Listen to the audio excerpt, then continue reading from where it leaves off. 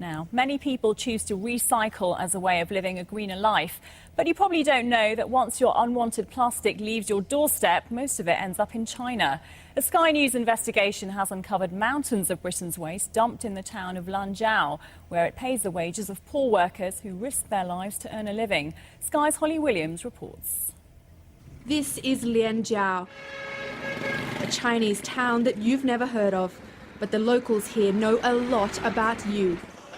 They scavenge on plastic waste shipped here from Britain and the rest of the world, shredding it apart and melting it down to be used again.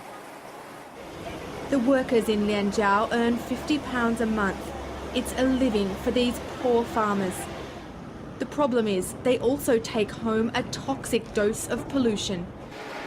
The plastic they melt down gives off fumes that can cause lung disease. Poisonous clouds of it hang over the town. Chemical waste pours directly into Lianjiao's water supply. The rivers have turned to stagnant sludge. Children grow up here playing amongst the filth. In this yard we found a container load of waste just off the boat from Britain.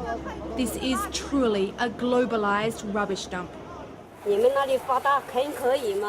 your country, you're well off, so you don't do this work. We're poor here, and it's hard to find a job, so we do it.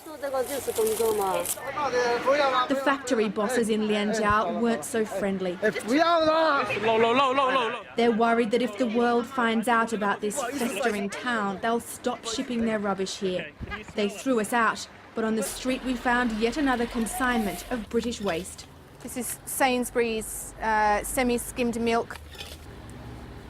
This is strawberries from Tesco here. Tesco strawberries. And actually look here, there's this is a plastic bag from Asda. I don't know if you can see that or not. And this is somebody's mail. This is Mr. P. Potier from Sevenoaks in Kent. His mail has ended up in China.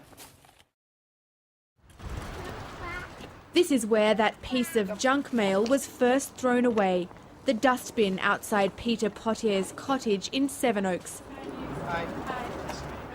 We went there to track him down. He and his young family are committed recyclers, shocked that their best efforts are hurting others.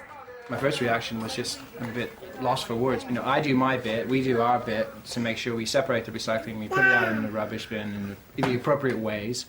And I guess what goes along with that is that if you're keeping up your end of the bargain, then the authorities that are responsible for doing the recycling are keeping up their end of the bargain. And I wasn't expecting that it would end up in China in a toxic waste dump. Plastic waste is now one of Britain's biggest exports to China. Container ships arrive in Britain from China loaded with consumer goods. Many of them then go back to China packed full of British waste. It's a trade that's completely legal. The government even licenses companies to export this country's rubbish to the Far East. But it doesn't have to be this way. British waste could be recycled safely at home. Lee Ackley runs a plastic recycling plant in the Cotswolds, built to the highest environmental standards. We need to have our own infrastructure in this country capable of recycling everything that we're producing as waste. And we are producing more and more waste every year.